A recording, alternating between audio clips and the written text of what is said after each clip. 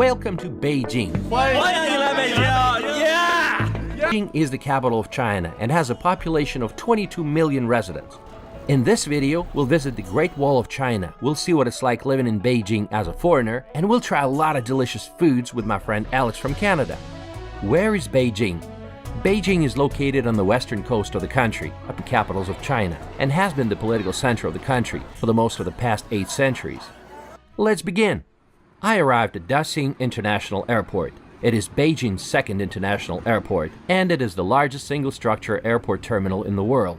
Modern and spacious. They have a really cool addition to it. It's called China. This airport is pretty far, 60 kilometers away from Beijing, and the best way to get to the city is to take a high-speed train that travels at the speed of 160 kilometers an hour, or 100 miles an hour. No cars, you don't stand a chance. The train is so comfortable and the ride is so smooth. Kilometers in length. Those are impressive numbers. It's more than twice longer than London or New York City subways. At the very heart of Beijing lies the Forbidden City. It's the world's largest imperial palace, over 3 times larger than the Louvre Palace in France. It was built from 1406 to 1420 on the orders of Judi, Ming Dynasty Emperor Yongle. The Beijing city was the imperial palace of China for 492 years. 24 emperors of the Ming and Qing dynasties governed China from within its walls. It's called forbidden because it was considered a divine place and certainly forbidden for ordinary people to enter. To fully enjoy the experience, don't go in a straight line. Go off the beaten path. Try to go to smaller parts on the left and the right, and you will get to the parts that are less crowded and really enjoy this amazing city. The Imperial Garden is definitely not to be missed. It has amazing rock structures. Heads up, make sure you book a ticket at least a week in advance. Let me tell you, it's just a pain to get one. Because if you want to buy them directly, you gotta have a WeChat account, which most people don't. So I had to buy it on an American website for $20 when the original price is just $3. Next place we're gonna visit is Tiananmen Square. It's a city square named after Tiananmen Gate. This is one of the gates of the Forbidden City, and it's actually called Tiananmen. To enter, make sure you have a reservation. Ask your hotel to do it for you, because again, you have to do it on WeChat. There's so much security in this area. Police barricades and security checkpoints everywhere. I'm telling you, this part of the city is the most stressful one. They didn't like my camera and my shotgun mic, and with the phone translator, they asked me if I was going to interview people. I said no, but they still didn't let me go, and they told me to find a storage room for my camera. How convenient. And only after I showed up with nothing but my iPhone did they let me through. This square contains the monument to the people's heroes, the Great Hall of the People, the National Museum of China, and the Mausoleum of Mao Zedong. It was in this square where Mao Zedong proclaimed the founding of the People's Republic of China in 1949. But of course, outside of China, Tiananmen Square is known for anti-government protests and massacre that took place in 1989, that took the lives of several hundred or maybe even several thousand people. Nobody knows for sure. Sure, you've seen the picture of the iconic Tank Man, a man with nothing but grocery bags in his hands stopping tanks. But in China, few people know about this because information is censored. Next to the square goes Qian'an Avenue. This is Beijing's most important street. It goes along many central government buildings, and this is where they host military parades. Qian'an Avenue is often used to refer to the government of Beijing, just like the Beltway is used to refer to the US federal government. Because of its sensitive location, it's heavily patrolled at most intersections. But here's the trick. You can always ride a bicycle. Yeah, there are always exceptions. Like I said, this is the most stressful part of the city, but bear with me, we'll get to the fun parts also. Now let's look at a marvel of the Chinese Imperial Garden design, the Summer Palace. This palace was the royal retreat for the emperors fleeing the hot summer in the city. It's not just a garden, but it's a vast ensemble of lakes, gardens, and palaces built during the Qing dynasty. Some of the most famous locations include the Longevity Hill, the Tower of Buddhist Incense, and the 17-hole bridge. The central Kunming Lake covers 2.2 square kilometers, and it's entirely man-made. This place is so enormous, you can spend a whole day exploring it, and you'll find interesting things like the marble boat, Shifan, which was first erected in 1755 and it was built as a symbol of the stability of the emperor's reign because, guess what? A marble boat cannot be capsized. Temple of Heaven is another fascinating symbol of Beijing. It was also built during the reign of Yongle Emperor. Yes, the same guy who ordered the construction of the Forbidden City. Dynasties for annual prayer harvests is the most stunning building. The park around the temple is a very popular place for locals engaging in martial arts and Tai Chi and other activities, especially in the morning. Hello. Hello. Ni hao. Ni hao. Now let's look at the modern parts of the Chinese capital. Let's travel to CBD, Central Business District. It's the primary area for business, finance, and media companies.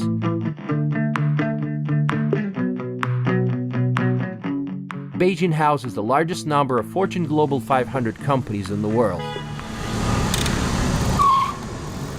But it's not just all work, no play. There is more to CBD than just skyscrapers and banks.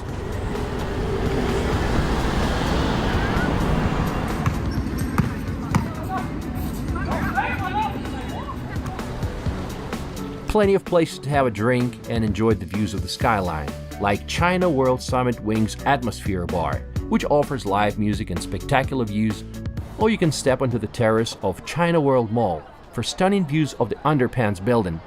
Matter of fact, this funny-looking building is the CCTV headquarters, China Central Television, nicknamed the Underpants. It was awarded the 2013 Best Tall Building Worldwide.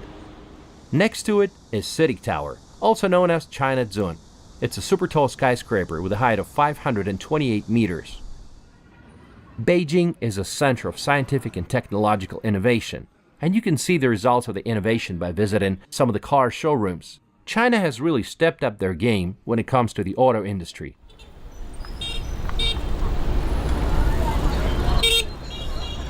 Another modern trendy neighborhood is Sanlitun, a popular place for shopping and vibrant nightlife.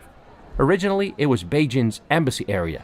Today, this neighborhood hosts a multitude of bars, restaurants, nightclubs, and shopping malls. Beijing has changed so much since the last time I was here, which was in 2011. I can now recognize the city. Look, it's a whole bunch of photographers right there. It's a place where you can see a lot of Chinese hipsters, people enjoying KTV, that is private rooms for karaoke, cafes with cats, and more. There's a huge Adidas store. When it was first opened in 2007, it was the largest Adidas store in the world, with more than 3,000 square.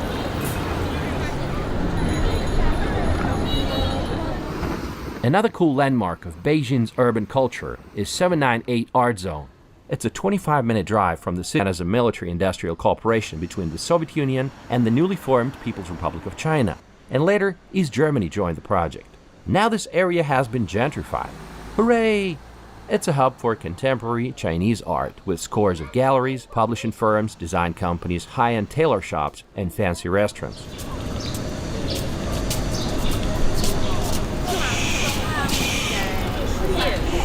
Ice cream service available. Welcome to try. TikTokers. But wait, there is no TikTok in China. That's right, there is Douyin. Ni hao. Hello. Hello. My name is Wangfujing. Nice to meet you. No English. What do you guys do? Are you students? No, I'm graduated, and we two are 那叫什么？主播怎么说？主播英语怎么说？Actor. You're actors. Actresses. Yes. Oh, cool. Have you taken parts in movies? No. No? Movies. Oh, streamer. We are streamers. You're streamers. Yeah, Oh, streamer. okay. Very nice. It's like entertainment, right? Yeah. Okay. That's very cool. What did you study in college, in university? Business English. Good stuff. Good job. But my English is not very good. It's good. I can understand you. Yeah. 我靠，太羡慕了。这个词儿怎么说？这个词儿怎么？牛逼，牛逼 ，class，羡慕。 Class. 那个能不能展示个舞蹈？欢迎你来北京，Yeah，牛逼 ，class。 Now let's take a trip out of town to the Great Wall of China.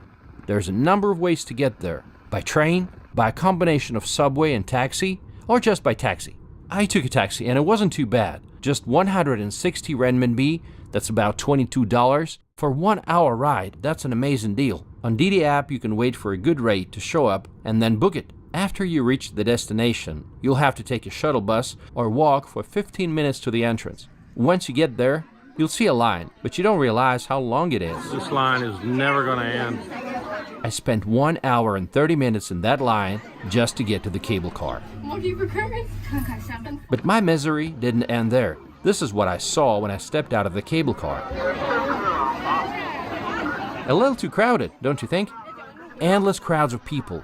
Took about 40 minutes to lose those crowds. People are so resilient, I had no idea.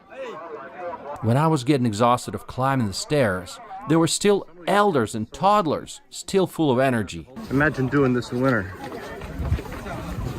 Attacking from the north. The total length of this construction to build this enormous structure. 你好。你喜欢不喜欢超长 Yes, yes, 非常喜欢。 What do you do? Are you students? Yes, yes. What are you studying? German, philosophy. What about you? Philosophy too. Also, okay. How do you say philosophy in Mandarin? 哲学。 Joshua. 哲学。 Okay, 很好。 I can speak German. Guten Tag, mein Name ist Ella und ich habe 3 Jahre lang Deutsch studieren, Deutsch lernen. Ja. Sehr gut, wunderbar. Also guten. Wunderbar. Okay, 再见. 再见. Have a nice day. Known section, Badalin. But if you want to see less people around you, you can go to more remote sections like Mutianyu, Gubeko, and others. The Great Wall is not just a wall. It includes beacon towers, barriers, barracks, together forming an integrated defense system. Much of what remains today was built during the Ming Dynasty, and the wall for the most part served its purpose well, with the exception of Genghis Khan. His army was the only one who bridged the Great Wall of China.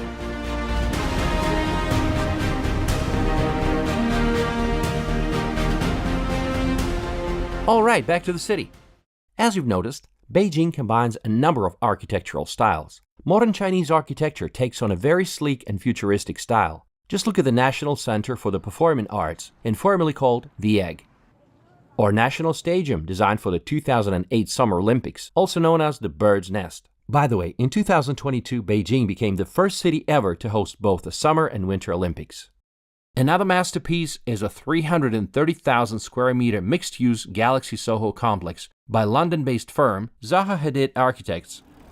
But what really attracts tourists like a magnet is the traditional architecture of Hutongs, 140 years. It features traditional Hutong architecture characterized by narrow alleyways, traditional courtyard homes with gray tiled roofs.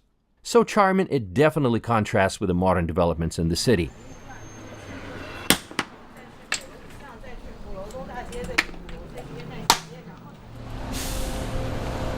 But let's try some local cuisine. This is a real person. Do you like dress up, Slava?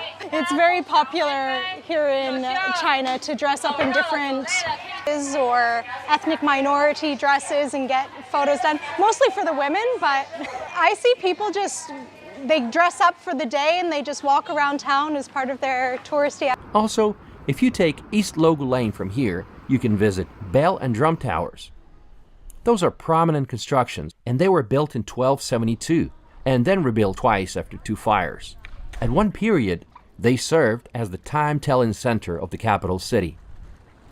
Another historic place is Lama Temple. This is Beijing's largest Buddhist temple. It was built in 1694 as part of the city wall for Emperor Yonzheng. Visit Wangfujing Pedestrian Street. It's a busy commercial pedestrian street with many souvenir shops, shopping malls, and restaurants.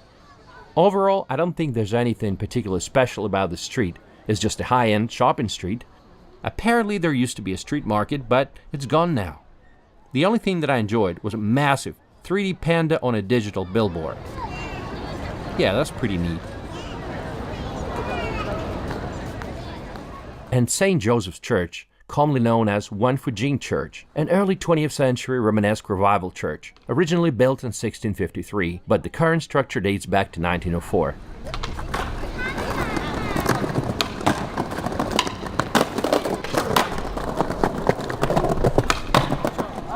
If you want to have a more authentic shopping experience, you can visit Tiananmen Street. It's another famous pedestrian street, starting from the Archery Tower of Tiananmen. During the Qing Dynasty, there were many specialized outlets on either side of it, meat and jewelry markets.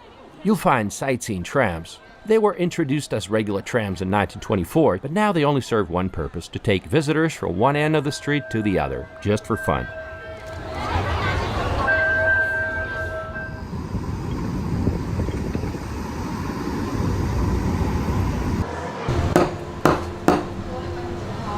Is that a Chinese coffee shop?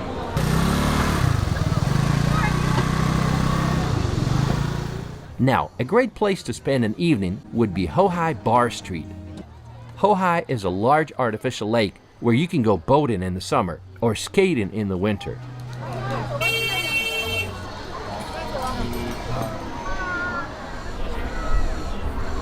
In the recent years, this bar street has been one of the most bustling evening places in the city. This picturesque area is dotted with bars, cafes, tea houses, and restaurants, and doesn't come as a surprise, it's very crowded. I visited one of the bars with live music. Let's give it a listen.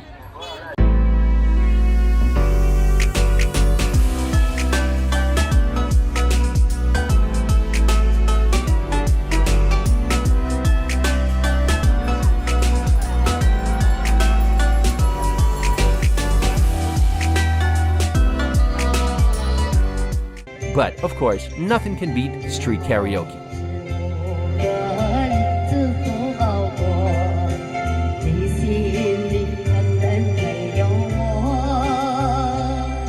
I'm hungry again, and now it's time to try the signature dish of Beijing, the Peking duck, Beijing Koya.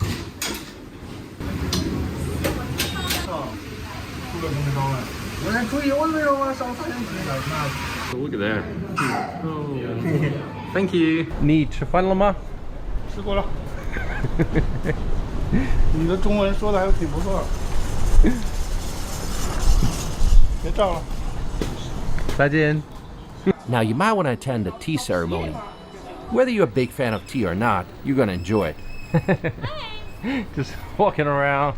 You know, in China, we have 6 types of tea, but the green tea and the black tea is very common, I think, in the world, because the green tea and the black tea is, what's the difference of them? It's just the green tea is no fermentation. As soon as possible, we give higher temperature to stop fermentation. But the black tea, we will ferment it is about like 90%, even 100% fermentation. Green tea, Lucha. Lita, white tea, Okay. 白牡丹, 白牡丹. and 大红袍, oolong tea. Oolong tea. And this one is the black tea, but it is special. It's smoked black tea. And this is a pour. First, I will use the hot water to warm the cup. 龙井. Yes. It's just such a wonderful experience listening to this calm music. Ball court, a number of them, and then there's a soccer field.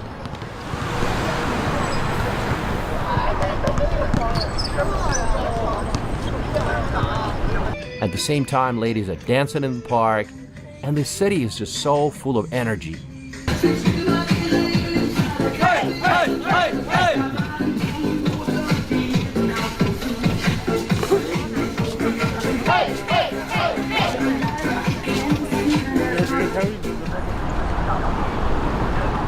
Guys, have you ever seen a bicycle traffic jam?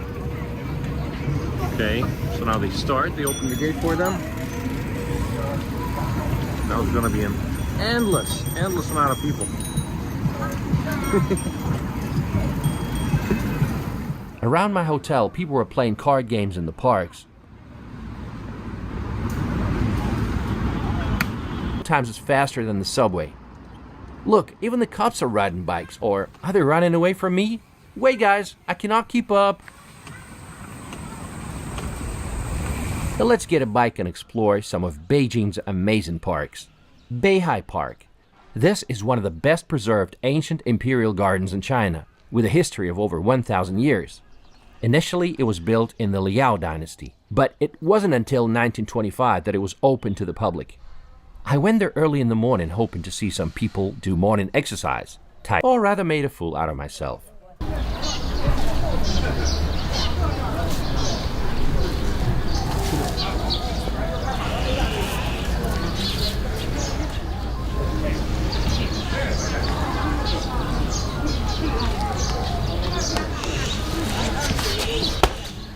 Another lovely park is Jinshan Park. It's also a formerly private imperial garden. One of the reasons to visit it is to get a bird's eye view of the Forbidden City from one of its pavilions. It was in this park where Emperor Chunjian, the last emperor of the Ming Dynasty, hanged himself. He couldn't maintain the country anymore, and when Li Zijian, a Chinese peasant rebel leader, invaded Beijing, 5 times higher than what you would get from the Didi app. Alright, 谢谢你. Thanks for watching this episode. Beijing is definitely a city worth visiting.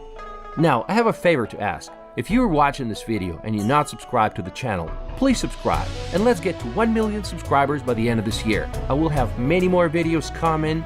Thanks guys!